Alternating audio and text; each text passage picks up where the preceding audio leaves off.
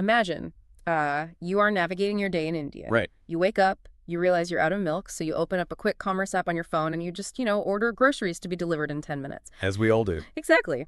And then later, you hail a ride to get to an afternoon meeting. On the way home, you're driving your own car and you punch a new restaurant's address into the built-in navigation system on your dashboard. Yeah.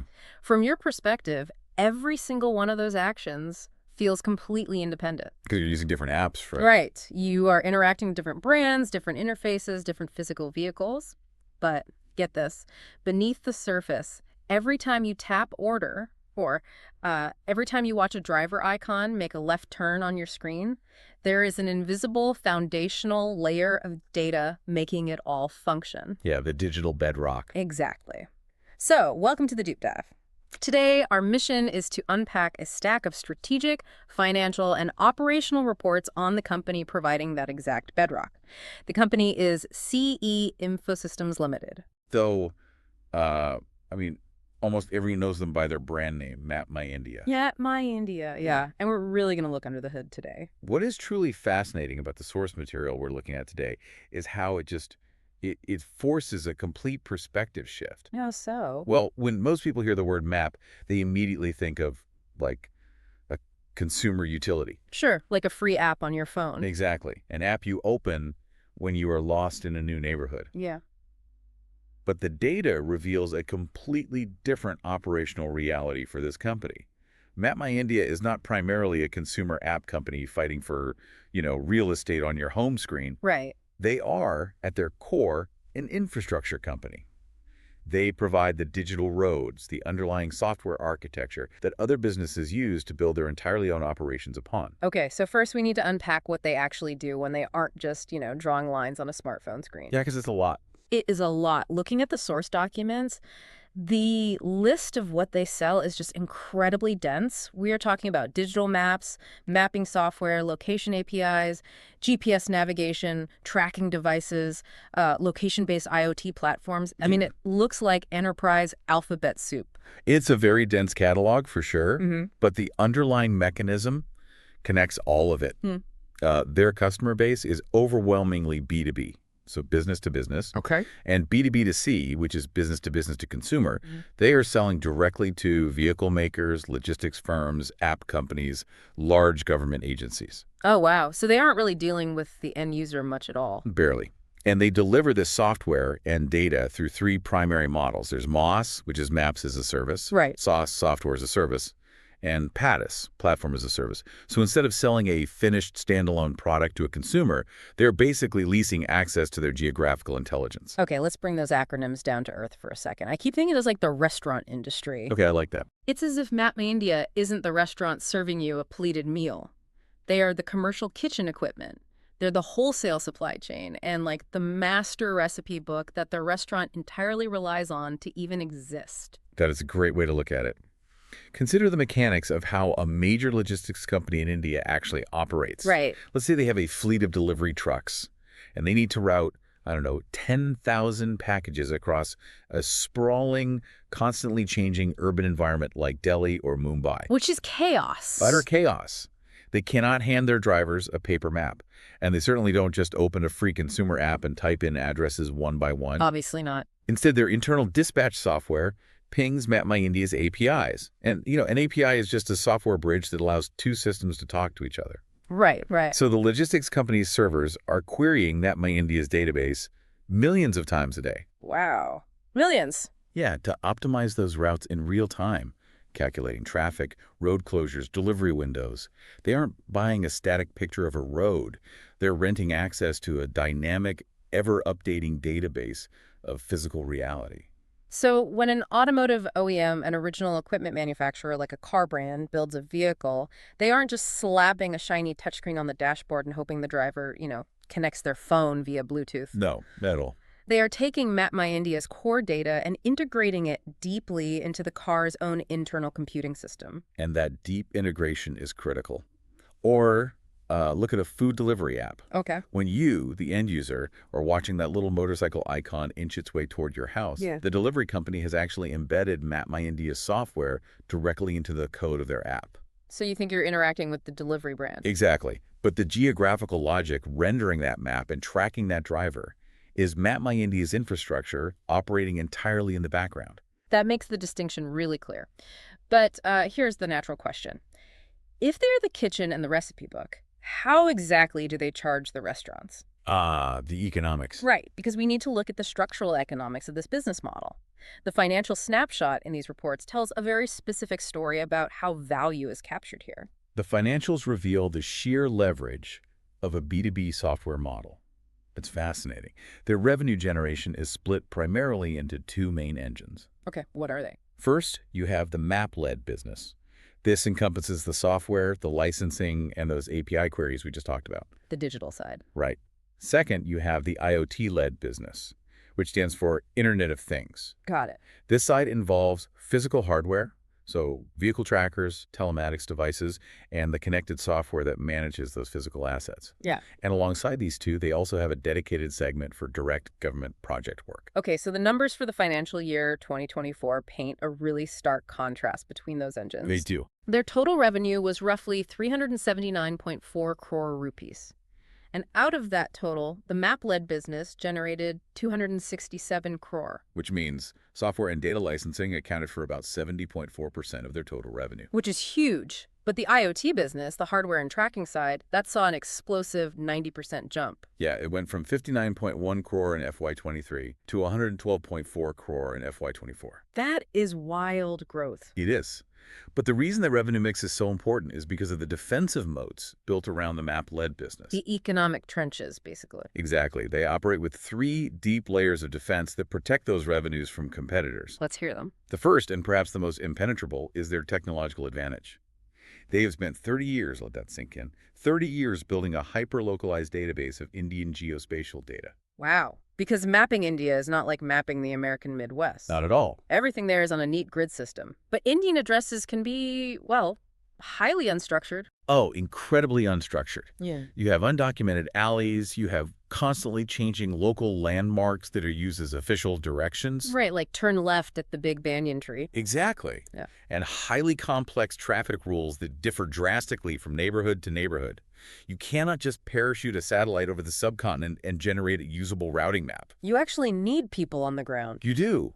It requires decades of literal ground pounding, sending survey vehicles and personnel into the chaos to map it inch by inch. Which brings us to a crazy stat in the sources. Wait, 80% market share in automotive OEMs? Yeah, 80%. In a world where Google Maps is free and Apple Maps is native to half the smartphones on the planet, how on earth is an Indian B2B company holding off trillion-dollar tech giants from completely taking over the dashboard? It's a great question. I mean, it seems like car manufacturers would just take the free or ubiquitous option, right? You'd think so, but the barrier there isn't just about the quality of the map. It's about the agonizing friction of switching costs.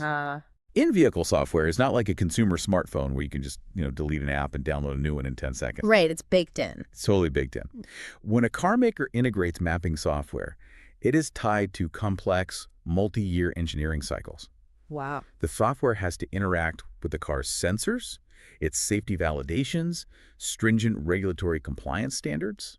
So if a car maker wants to replace the foundational map in the vehicle's core operating system... It requires tearing up the digital floorboards of the vehicle. Beast. Yeah, it means years of retesting and revalidation.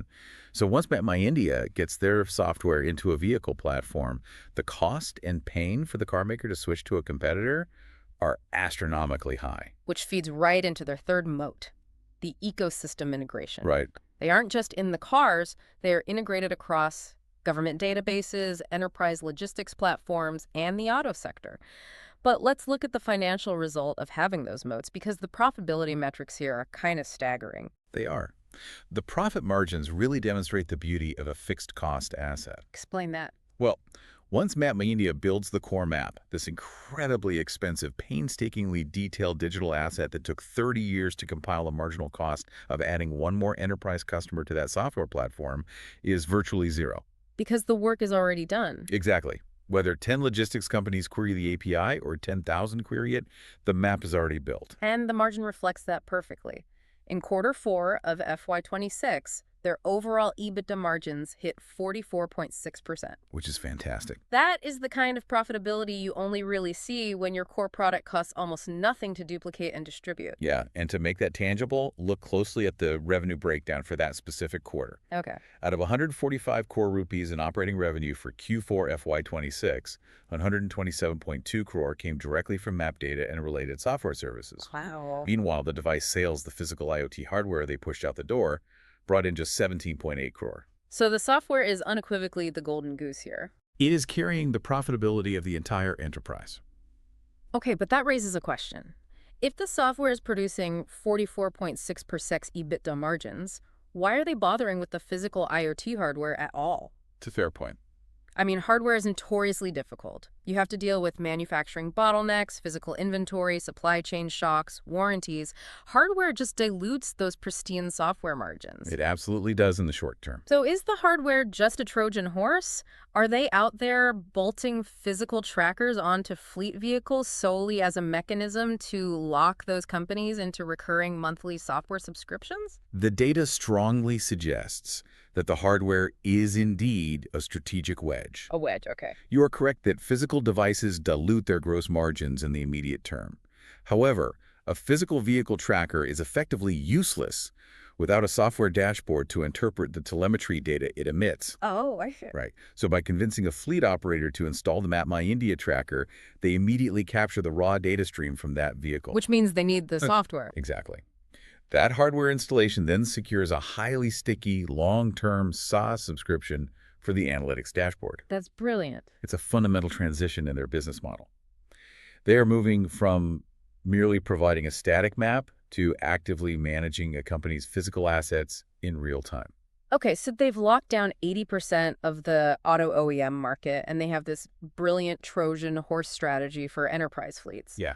But, and there's always a but, 80% of a small market isn't worth much if there's no room to grow. True. We need to figure out if the sandbox they're playing in is actually expanding. So what is the total addressable market, the TAM, for this kind of location intelligence?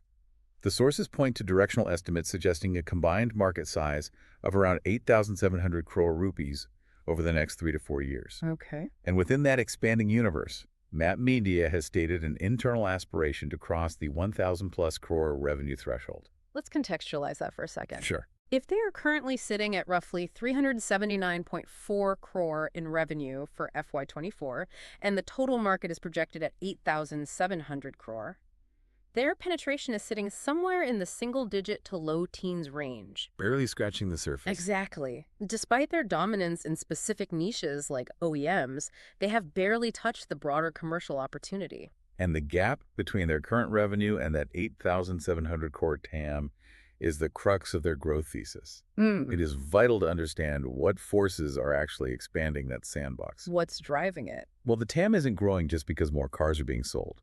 It is growing because location intelligence is capturing a larger share of overall corporate tech budgets. Okay. This expansion is driven by structural forces: rapid urbanization, changing city layouts, the formalization of previously fragmented logistics fleets, the digital transformation of legacy industries, and critically government regulation. The regulation angle is fascinating. It really is. It's like the transition from a basic flip phone to a smartphone. 10 years ago, fleet tracking was like a flip phone. Maybe you called the driver to see where the truck was. Right. Where are you? Yeah, it was chaotic, informal. Today, the logistics sector is having its smartphone moment. They are moving to highly organized, sensor-driven telemetry. And the government is stepping in and essentially forcing this evolution by mandating traceability and safety monitoring for commercial vehicles. Yes. When a government agency mandates that commercial transport vehicles must be equipped with active GPS tracking to comply with safety or taxation standards, the fundamental nature of the software changes. It's no longer nice to have. Exactly.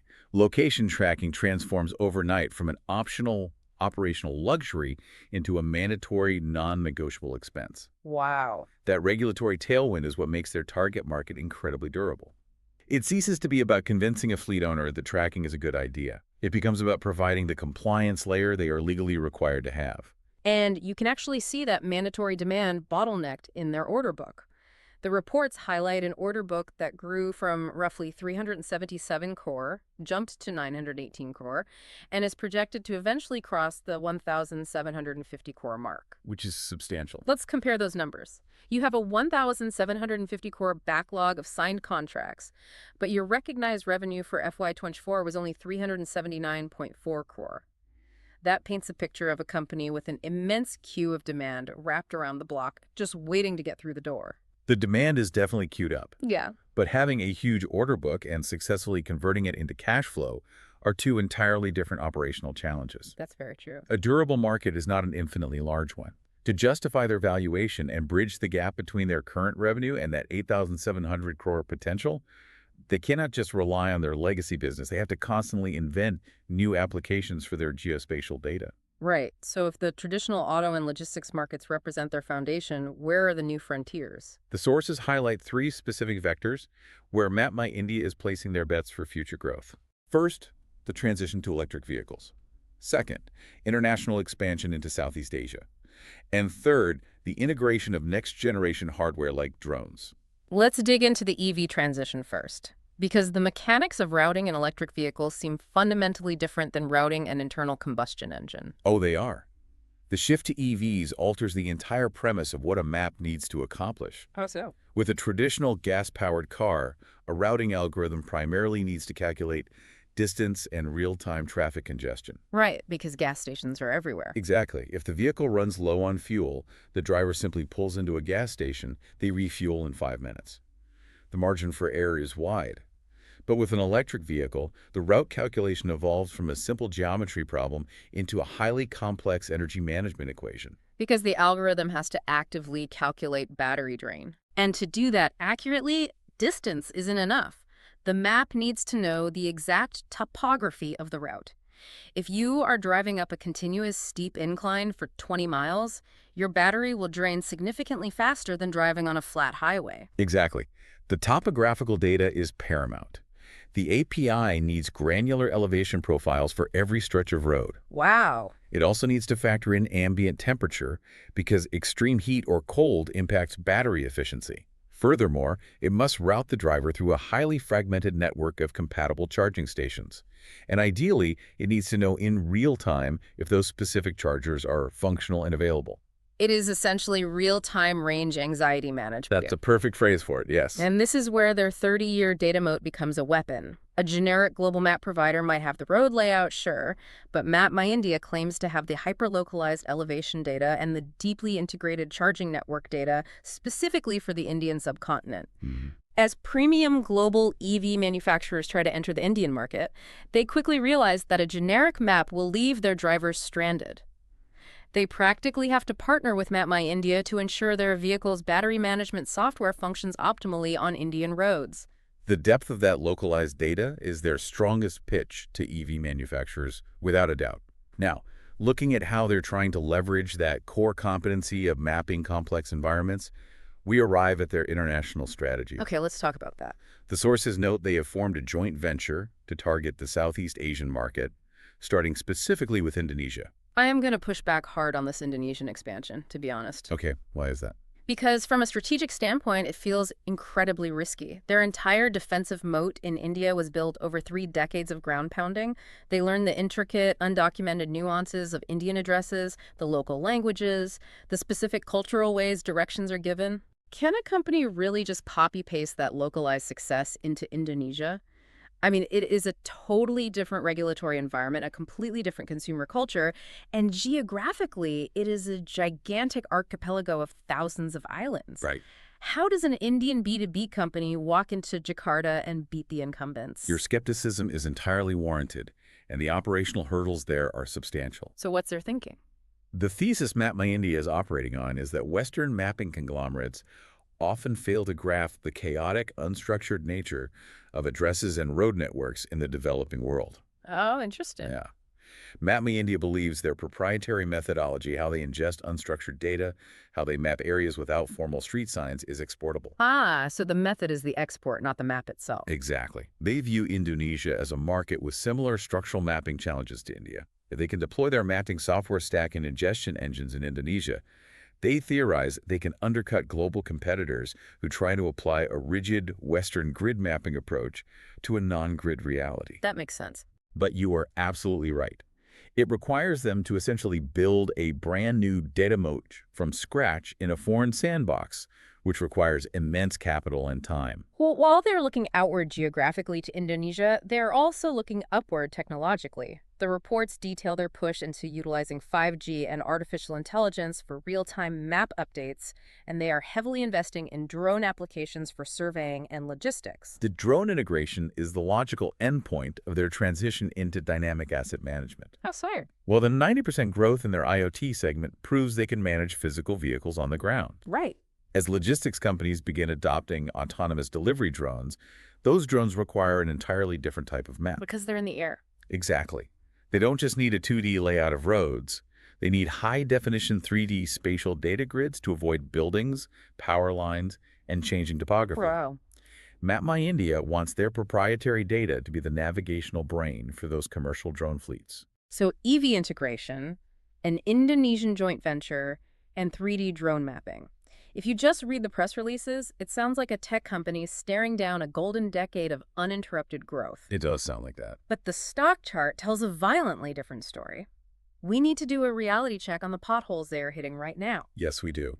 Because the market has heavily punished their stock recently, and the financial reports reveal some serious structural friction. The recent financial performance has definitely shattered the narrative of effortless growth. What happened? If you look historically over the last 5 years, their revenue was compounding at a very healthy annual rate of roughly 25.83%. Which is great. That is the kind of trajectory investors reward with a premium valuation.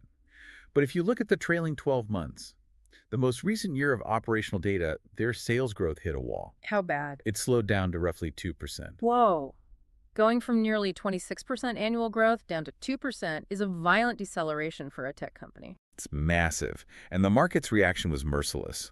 Over a recent one-year period, the stock plummeted by roughly 58%. 58%? Yeah. That isn't just a slight correction. That is investors fundamentally repricing the risk of the entire business model. What exactly is causing the growth engine to sputter so badly? I mean, what's going on under the hood?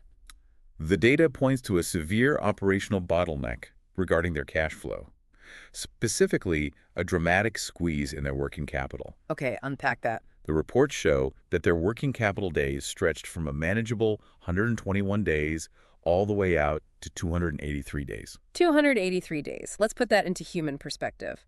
That means from the moment MapmyIndia deploys capital, so paying their software engineers, sending out survey vehicles, providing the API access, it takes almost 9 full months for the cash from that service to actually hit their bank account. Exactly. 9 months. You cannot run a high-growth tech operation effectively if your operational cash is tied up in accounts receivable for 3/4 of a year. It starves the company of the capital needed for R&D and expansion. Why the sudden, drastic bottleneck in getting paid? The primary culprit for this cash flow drag appears to be their heavy reliance on government contracts. Ah. Remember that impressive 1,750 crore order book we discussed? A very significant portion of that backlog is tied to large-scale public sector digitization and mapping projects. I see where this is going. Right. While the profit margins on government work can look fantastic on a spreadsheet, the actual mechanics of execution and billing are notoriously treacherous. Because public sector billing cycles are incredibly bureaucratic and lumpy. Exactly. You win the bid, you do the work, you submit the invoice, and then it sits on a desk across multiple departments awaiting approvals, audits, and budget disbursements. Precisely the issue. Delayed government orders and severe inefficiencies in the public sector receivables process have effectively choked MapmyIndia's cash conversion cycle. Wow. You can see the direct result of this in their operating cash flow for FY26. What did it look like? Despite the huge order book, their actual operating cash flow dropped to 93.33 crore. Down from what? Down from 117.06 crore the previous year in FY25. Ouch. They have performed the services and are owed the money, but the cash is trapped in bureaucratic limbo. It's a classic trap, being rich on paper but poor in cash flow. Yeah. But beyond the immediate pain of delayed government checks, what about the existential threats to the core business model? The reports mention the risk of technological commoditization, specifically regarding artificial intelligence and global hyperscalers. This is a huge point. The long-term threat to their 44.6% EBITDA margin isn't that a direct competitor is going to spend the next 30 years driving cars around India to build a replica map. Right, no one's going to do that. The threat is that the entire concept of a proprietary map becomes commoditized by AI. Okay, how? Consider the global hyperscalers, the huge cloud computing platforms operated by global tech giants. What happens to MapmyIndia if these hyperscalers decide that mapping APIs shouldn't be a standalone premium product, but rather a free bundled utility included within their broader enterprise cloud packages? Oh, I see. If a global tech giant decides to give away good enough mapping data just to convince an enterprise to use their server hosting and AI tools, MapmyIndia's premium pricing power just evaporates. Exactly. Even if MapmyIndia's hyper-localized map is 10% or 15% better at routing in Tier 3 Indian cities, a logistics firm's CFO might look at the budget and decide that the free bundled cloud map is good enough. Good enough is the enemy of premium. Right. The downside risk isn't that MapmyIndia suddenly goes bankrupt overnight. It is a slow, agonizing erosion of their pricing power. They suffer death by 1,000 cuts as enterprises opt for cheaper, bundled alternatives. If they're forced to compete purely on price against trillion-dollar conglomerates rather than on the proprietary value of their unique data, those high margins will inevitably compress. Yeah, that's a scary thought. And alongside that technological risk, there is one more structural oddity highlighted in the reports that introduces a very different kind of vulnerability. Oh, the Mapples brand thing? Yes, it relates to key person and brand risk. I read the section detailing the Mapples brand situation 3 times because it struck me as such a bizarre structural quirk for a publicly traded entity. It is very unusual. The company took their primary consumer-facing brand, Mapple's the actual name that users see on the app, and that represents their public identity, and they transferred the rights to that brand into a completely separate entity. Right. And MapmyIndia only holds a minority stake in this new entity.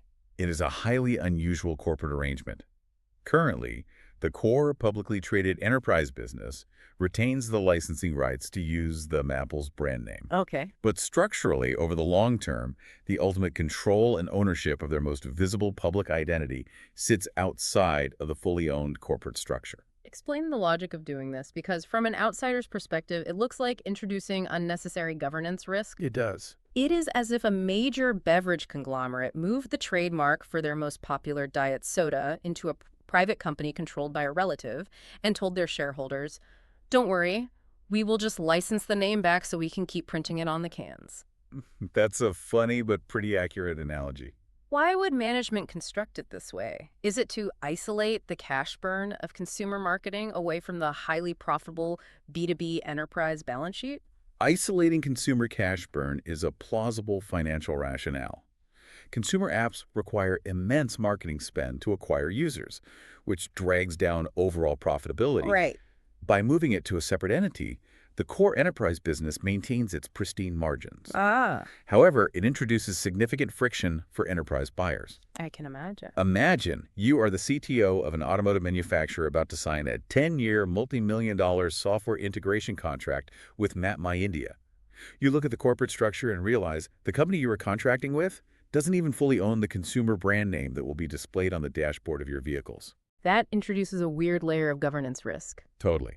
If there is a strategic disagreement between the public company and the separate brand holding entity down the line, who actually controls the public face of the map? It adds a layer of complexity to their investment narrative that has nothing to do with their technology and everything to do with corporate structuring. Exactly. Well, we have covered a vast amount of ground today. We started by peeling back the consumer interface to reveal MapmyIndia's true identity as the invisible foundational infrastructure of Indian mobility and logistics. Yeah. We explored their incredibly high-margin B2B software economics driven by fixed-cost assets and their strategic push into physical IoT devices to capture sticky, recurring data subscriptions. We also evaluated the size of their opportunity, noting that despite their near monopoly in the automotive OEM space, they've only penetrated a small fraction of a total addressable market. A market that is being forcefully expanded by government compliance regulations and the digital formalization of commercial fleets. Right. We looked at the horizon and their critical role in managing the battery drain algorithms for the next generation of electric vehicles, their highly ambitious and risky leap into Indonesia, and their embrace of 3D spatial mapping for autonomous drones. But we also stared down the harsh realities of their recent financial performance. Yeah, the grinding, capital-starving delay of 283 working capital days, the heavy reliance on lumpy public sector contracts dragging down their cash flow, and the looming specter of AI commoditizing their premium pricing power. Which leaves us with a final, broader structural shift to consider. Let's hear it. As artificial intelligence gets exponentially better at processing unstructured video, imagine a near future where millions of everyday dash cams are constantly feeding live video into an open-source, decentralized neural network. No, wow. Yeah. If the environment can be analyzed and updated by AI instantly from crowdsourced video, will owning a static proprietary database of 30-year-old survey data still be a defensible competitive moat 10 years from now? Or will the physical world simply map itself in real time? That is the ultimate existential question for the invisible layer of our digital economy. Thank you for joining us on this deep dive. The next time you track a package inching toward your front door, or you trust your car's dashboard to route you through a chaotic maze of city streets, remember, you aren't just looking at a screen. No, you're not. You are actively participating in a vast, complex, and highly contested invisible economy of geospatial intelligence. Until next time.